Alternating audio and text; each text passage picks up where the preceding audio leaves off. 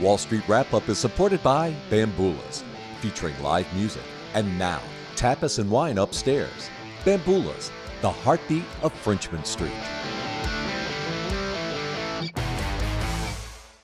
This week on Wall Street Wrap-Up, the House and Senate pass a short-term bill averting a government shutdown that was scheduled to start at midnight tonight. Shipping in the Red Sea is being diverted because of Houthi rebels causing longer delays in shipping and of receiving goods. The Biden administration forgives student debt, even though the Supreme Court in last June said that they're not able to. So is there a possible another reason? We'll explain the backstory. And this week in Davos, Switzerland, CEOs and world leaders gathered sort of a Woodstock for those with private jets. And are they seeing a Trump win in November? You may be surprised at what they're saying. And with Iran backing terrorist groups and Russia's war with Ukraine, where is oil headed this year? Tonight, we're going to be talking with Bob McNally. Bob is the president and founder of Rapidan Energy and former special advisor to President George W. Bush about Iran, OPEC, and Russian oil. What are we looking at paying at the pump this year? Bob's also the author of Crude Volatility. How will these world events be affecting energy prices? We've got a lot to cover for the next 28 minutes, so join us because this is Wall Street Wrap-Up.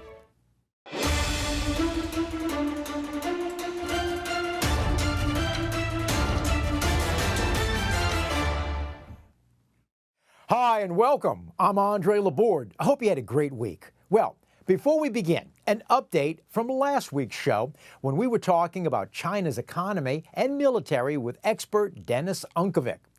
This week, it was reported that China's growth rate is at its lowest going all the way back to 1976. And the rate of newborns last year in China is the lowest number since the founding of the People's Republic of China in 1949. And around the world, stock markets, China, well, they've been taking a beating. The China's Shanghai Composite, which is down just over 12% for the year, as the Chinese Hang Seng, which is the Chinese version of the New York Stock Exchange, that's down almost 30% over the last 12 months.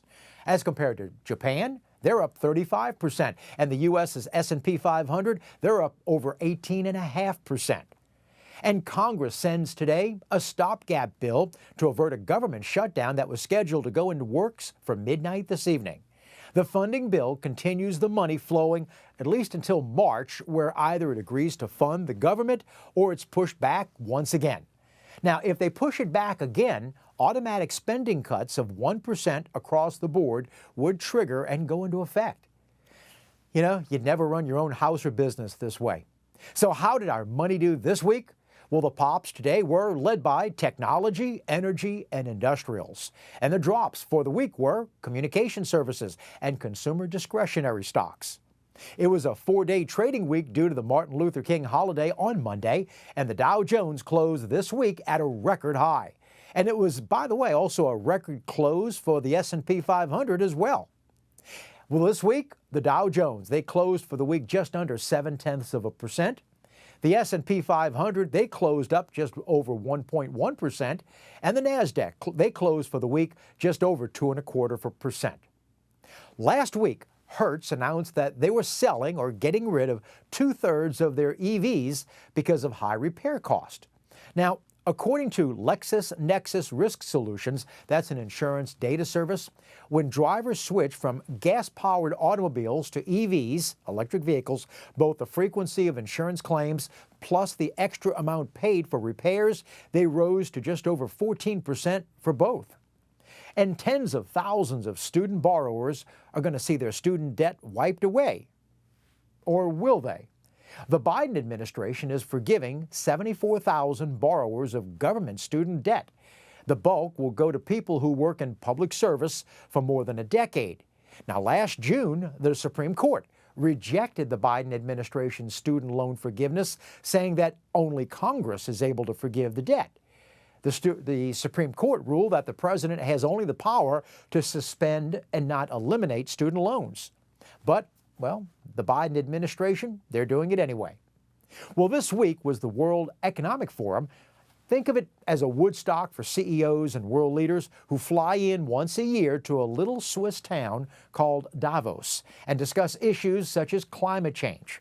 Well, this year, a major topic was a possible Donald Trump victory in November and a return to the 45th president.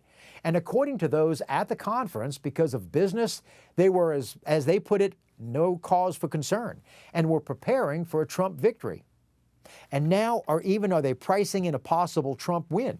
They were calling it the Trump trade because, well, as they were saying that because they're wanting to maybe hedge their bets, who knows? Well, so where is oil headed into 2024?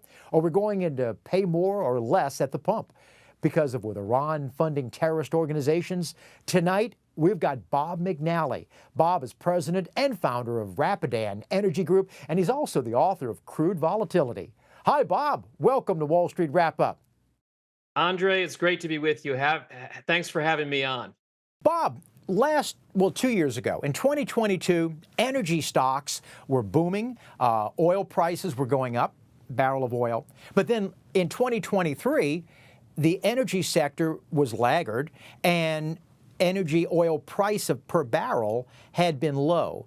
If you could take out your crystal ball, I mean, we're just starting 2024. What do you think we're looking for in this year? Yeah, that's a great question. So in a word, why did we go up in both the price of oil and equities, oil and gas companies, and then down? One word, Russia. It was the mother of all head fakes. I mean, when Russia invaded Ukraine in February of 2022, folks thought we were going to lose 3 million barrels a day of Russian supply. They're a big exporter. And crude oil prices would roof. And they did initially. But when they found out that the sanctions and so forth were not reducing Russian supply, all that premium came out. So that whole move up and move down was a big Russian head fake. But you asked about looking forward. Looking forward, and Rapidan just updated its 10-year oil market outlook.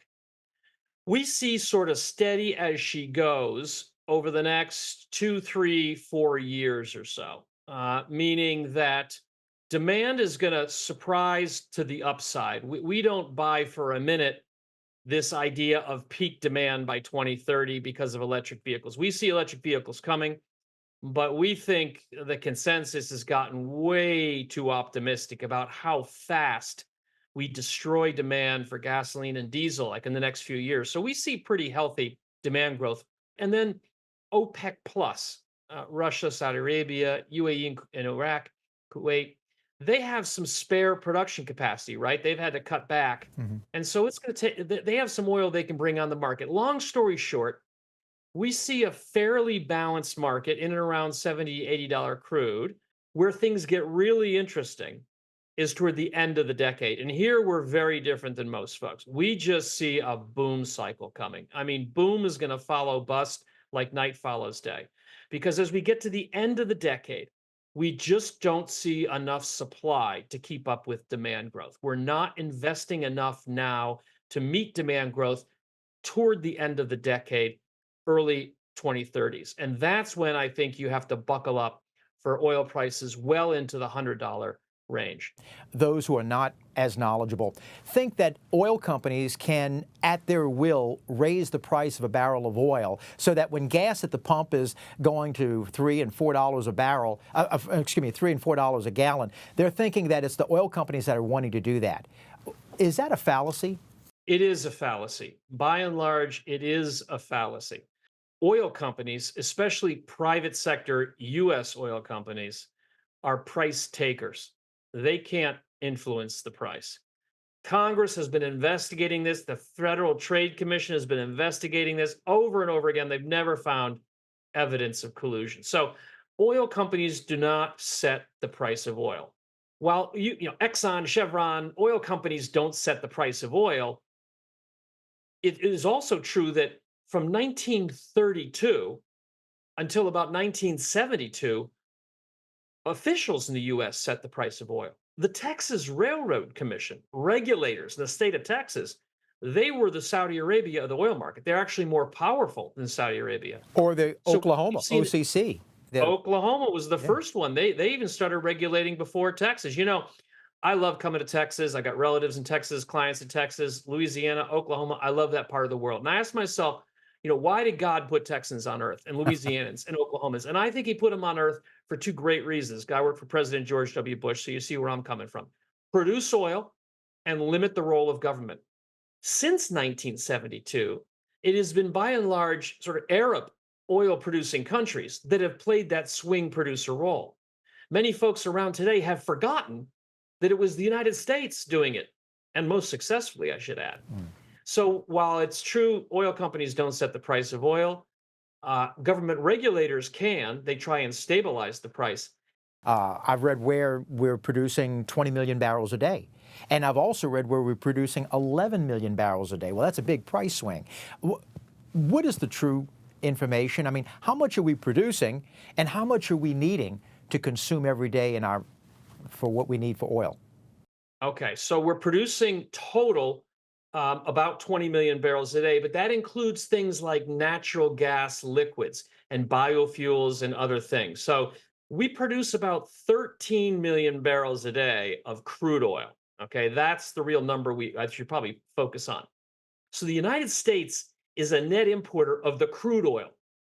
Why? Because not all crude oil is the same. Our refineries are tuned to use sort of like coffee ground, heavy, sour, gunky oil that they produce in Venezuela and Mexico and Canada. Okay. Mm-hmm. Our refineries aren't suited to the champagne quality oil that's the US shale production and the Permian and so forth. So we find it better to export our crude oil and import crude oil in our refineries. But where we're an exporter, a net exporter, is on the product side. We sell a lot of gasoline, we sell a lot of diesel. And with the sanctions going on and everything, the Europeans are happy for it, along with the liquefied natural gas for that matter. Because I think there's another fallacy.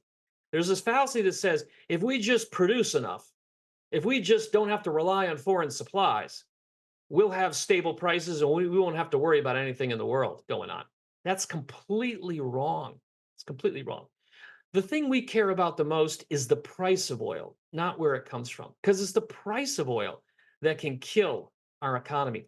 In 2019, in September, when Iran attacked the most valuable oil facility in the world, the Abqaiq stabilization plant in Saudi Arabia, on September 14th of 2019.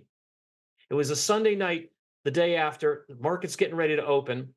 President Trump, when he went on TV or went on the radio and tried to calm everybody down because the market was about to open, we had the biggest one-day move in crude oil that day afterwards. It doesn't mean that we can sort of insulate ourselves from oil price volatility. And that's what consumers care about. That's what businesses care about. And that's what elected officials care about. Iran has taken over through Houthi rebels, have taken over the St. Nicholas oil tanker that they just happened to have been the same tanker that was the United States had found that Iran was violating sanctions on. But oil really didn't make that much of a fluctuation, and it was in the Red Sea. Is it because of the fact that it was location because of the Red Sea, because of excess capacity? Why didn't oil have that much of a fluctuation? It's a great question. Also, over the holidays, Iran launched a drone that hit a Saudi oil tanker near India, and the market shrugged it off. It's a great question. So let's step back for a second. The oil market is shrugging off geopolitical risk. Traders are thinking, show me the barrels. Until I see a disruption in oil supply, I'm not buying it. When something happens, there's an escalation in the Middle East, but it doesn't last long, as you noticed, or the market just blows it off. And that's because they've seen too many head fakes, and they're very skeptical. Well, what about? We're going to see a Well, Bob, what about if, let's say we were talking about the Red Sea, but let's say that same incident occurred in a location, let's say the Straits of Hormuz, or something that has more of a flowing of oil. Would we have seen a different price volatility? Well, had they struck a ship with a drone in the Strait of Hormuz, yes, I think we would have seen more of a spike there, because traders understand the Strait of Hormuz is what matters. I mean, the Red Sea is a shortcut. It's an important shortcut, but it's a shortcut. You can go around a shortcut. Hormuz is a bottleneck. well over 20 million barrels a day, well over 25% of seaborne traded crude flows through there. Ditto with LNG. I mean, Hormuz is a heart attack. And were there to be more ship seizures or attacks on ships in the Hormuz area or the Arabian Gulf, the Arabian Sea close to the Strait of Hormuz, yes, I would think we'd see more price spikes in that case. Former President Donald Trump was on because of the Iowa caucuses and such. And he brought up, he said when he was in 2019, Iran was almost bankrupt. But because in September of 2019, the sanctions went into effect with Iran. Well, now, from what I understand, Iran is producing something like in the area of about 3 million barrels a day. And they're now getting flushed with cash, which they are now using this excess money to fund terrorist organizations, the Houthi rebels, Hamas with Israel and such. First off, is it true that they were in desperate need of cash? They didn't have the cash, say, in 2019, but now they have so much extra cash, and they're doing about 3 million barrels a day? Yes. President Biden basically has chosen not to enforce the sanctions on Iran. Iran's exports are high, especially the third quarter. They rose sharply. So they're exporting around 1.5 million barrels a day, and they produce around 3.5. But it's really where they earn their dollars is on the exports. So you got to watch the exports. Under President Trump, those exports were almost nil. 500,000 barrels a day, 400,000 barrels a day. Now Iran has been exporting a lot more oil, especially to China, and earning the cash from that. So we have higher oil prices and their higher exports, and that has funded their adventurism. So on that point, President Trump is correct. What about, are they using what known as ghost ships or ghost armadas, where they will use a ship, a tanker, turn off the transponder and flow through, hoping not to be found, and use a flag such as Malaysia or Panamanian or things like that to be able to undercut? Do we really know, but we're just turning a blind eye on it, looking the other way? So they are definitely doing that, shadow fleets, and they've been joined by the Russians. I mean, the Russians are big time shadow fleet users, probably bigger than the Iranians now because of these sanctions on Russia. They've resorted to a growing shadow fleet to move about 2/3 of their oil, which is being exported largely to Asia. So shadow fleets are becoming very popular, not just Iran, but also Russia. And, we have the technology, the intelligence community.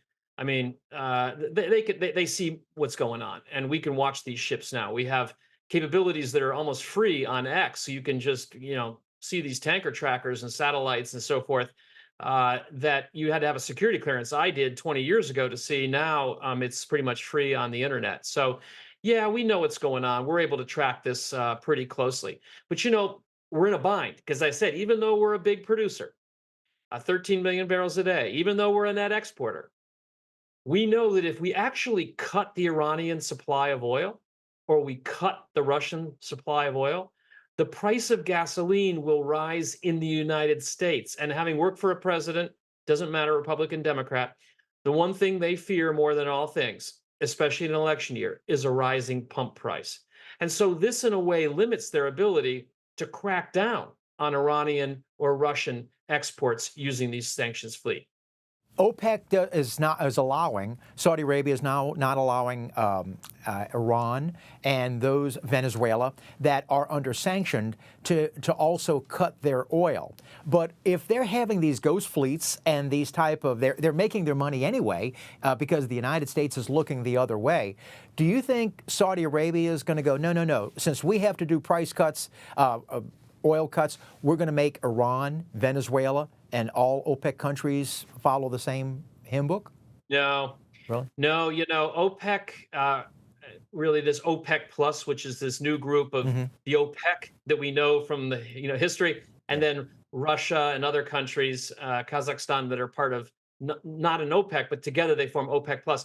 No, they have a rule that if you're under sanctions or under geopolitical disruptions, so Libya, Venezuela, Iran, you get a pass. You don't have to implement quotas. What about, I mean, is Russia, which is part of the OPEC Plus, and now as of this year, or January, or maybe December of last year, Brazil is now part of the OPEC Plus. Do you see one day maybe Russia and possibly Brazil, because Angola's now out, from what I understand, so now they're down to, what, 12 OPEC countries. Do you ever see the day coming where Russia and Brazil joining OPEC? So, first of all, Brazil hasn't joined as a member that would take a quota. They said they would maybe be an observer. So we want to be very clear. They have not joined up for the A team, like a no kidding real OPEC membership. They just said they'll be an observer. Okay. And no, I don't think Russia will join OPEC per se. I think they like to maintain the image of being outside of that group. That group is really led by the Gulf producers, Saudi Arabia, UAE, Kuwait. And so they don't need to. I think what's most important for Saudi Arabia, especially, is that when needed, Russia contribute to cuts. There's been a tension and a debate going back decades where Saudi Arabia has always tried to get Russia to convince them at times when the oil market is weak to cut. And it took a while, but they finally got them to succeed in 2016. And if the consolation prize is Russia doesn't join OPEC, but they're part of this new group, that's a compromise I think both sides are happy to live with.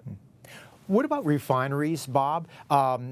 We have, from what I read, so we have about 135 or so operating refinery facilities in the United States. Is that enough refineries to be able to keep up with the demand that you said that we're going to be needing more of? And would it be right to assume that there's no way we're going to get a permit for new refineries with this administration? What are your thoughts on that? So when it comes to the refineries, we're in a better shape, both in the United States, certainly, and even globally, than we are what we call upstream or with producing the oil. Refineries are easier to build and they're easier to expand, right? Even in an existing refinery, you can increase the capacity. So while it's true that we haven't really permitted brand new greenfield refineries in the United States, we probably don't really need one. And we have been able to increase refining capacity at the existing ones. So the challenge right now is not necessarily can we get the Biden administration to permit another refinery. It's more, will we be allowed to produce in federal waters? Will they prevent us from importing more from our friends in Canada because we can't get cross-border permits for pipelines? Will we increase the costs for environmental regulations and so forth beyond what's reasonable, et cetera, et cetera. So these are the bigger issues I think the industry is confronting. It's more on the oil side. Since the Russian war with Ukraine, we have been supplying a lot of LNG to Europe, especially Germany. Do we have enough abilities to be able to, and by the way, from what I understand, we're now the #1 exporter of LNG, and we overtook Qatar and overtook Australia, which we were at one time #3, now we're #1, if I'm correct. Do you see that, do we need more facilities to be able to produce more LNG, and are we able to do it with permitting problems that may come up with the administration? Right. So very worried about political risk to our ability to export LNG. And if you've seen in recent weeks and months, and there's more press attention on this, the environmental community has decided to make a big push to actually stop a facility in your neighborhood, and I want to pronounce it correctly. Calcasieu. You're very close. Calcasieu. That's it. That's okay. Calcasieu Pass #2. Okay. The environmental community has decided to make this like the Keystone XL, the symbolic big battle. And they've said they are, in the recent weeks, they come together, written letters, pressure through Congress, pressure on President Biden saying, we want you to deny a permit to Venture Global to complete Calcasieu Pass #2. You know, what this ignores is that gas is often shutting down coal, so it's reducing emissions. But parts of the environmental community don't want any more gas at all. It doesn't matter. They just want total solar and wind. And so this is brewing. This is getting up to be a major battle. Stay tuned and pay attention to Calcasieu Pass. It's going to be become a sort of a household name in the way that Keystone was, some 10 years ago when that cross-border permit came in.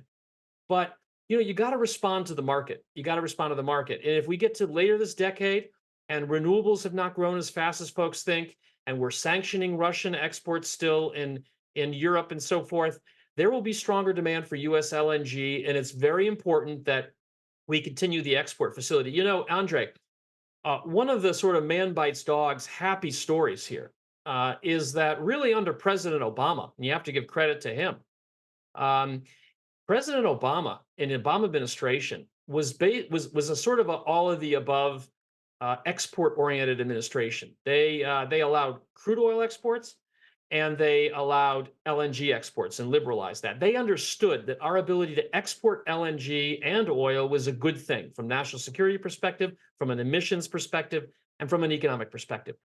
Bob, I had a great time. I hope you come back. Thank you very much for having me, Andre. Really appreciate it. Great questions. Thank you for having me. Thank you, Bob.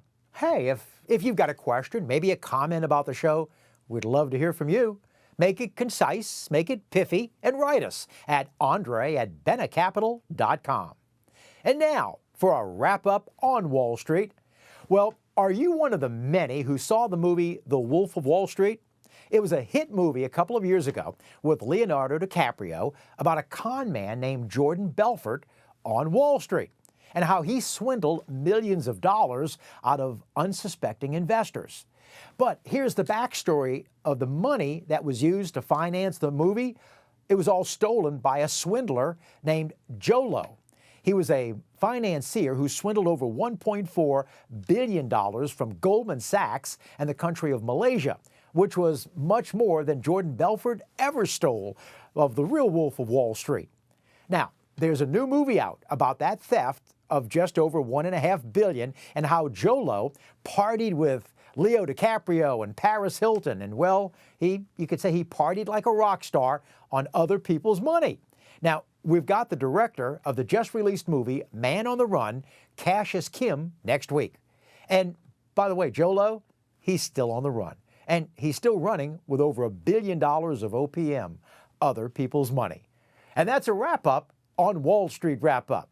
Our thanks to Bob McNally for being with us tonight. But as always, it's you we appreciate for allowing us into your homes this evening.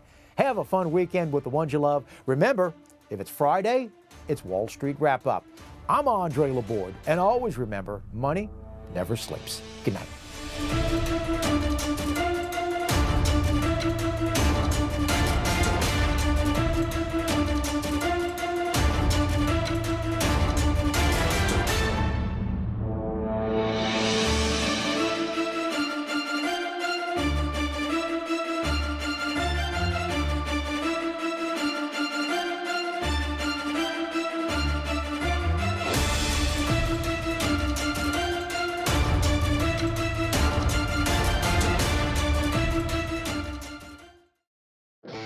Wall Street Wrap-Up is supported by Bamboolas, featuring live music. And now, tapas and wine upstairs. Bamboolas, the heartbeat of Frenchman Street.